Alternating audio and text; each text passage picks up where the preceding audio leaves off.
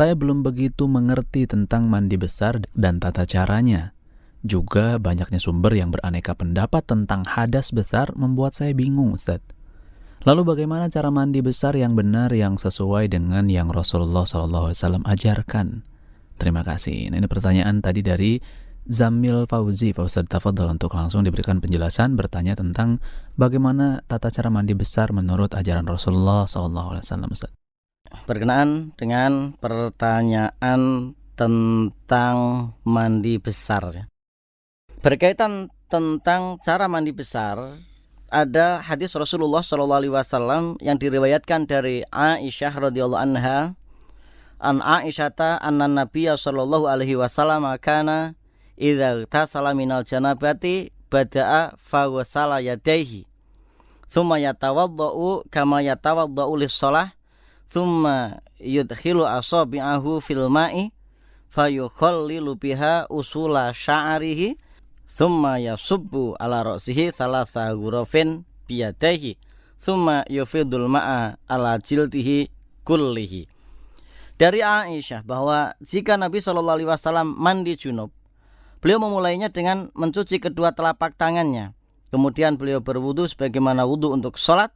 Lalu beliau memasukkan jari-jarinya ke dalam air, lalu menggosokkannya ke kulit kepalanya, kemudian menyiramkan air ke atas kepalanya dengan cidukan kedua telapak tangannya sebanyak 3 kali. Kemudian beliau mengguyurkan air ke seluruh badannya. Hadis riwayat Bukhari dan Muslim. Kemudian hal ini diperjelas dengan adanya hadis lain yang diriwayatkan oleh Ibnu Abbas bahwa Maimunah mengatakan, aku pernah menyediakan air mandi untuk Rasulullah SAW.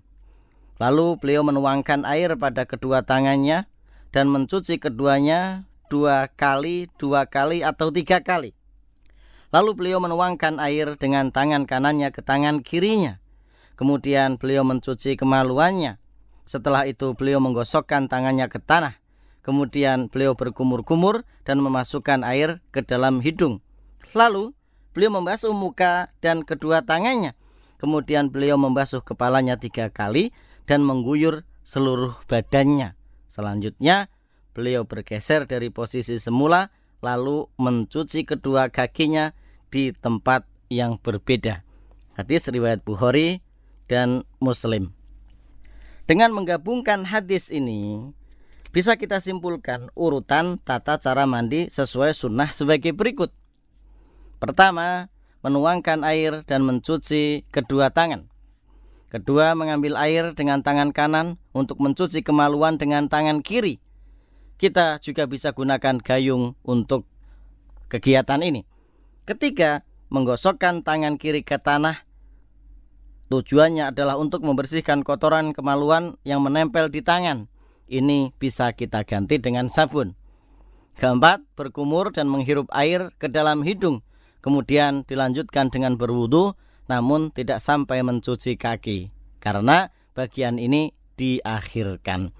Kelima, ketika mulai membasahi rambut, sela-sela pangkal rambut dan basahi dengan air sampai seluruh kepala dan rambut basah.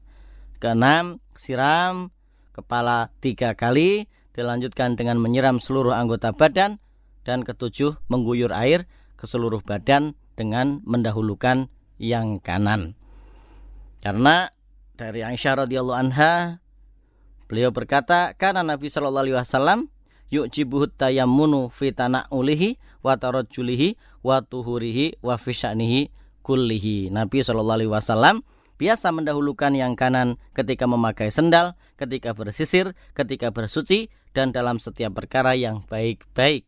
Hadis riwayat Bukhari dan Muslim. Dan jangan lupa untuk digosok, terutama di bagian badan yang tersembunyi.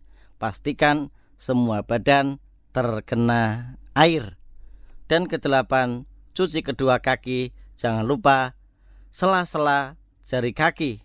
Demikian, wallahu a'lam.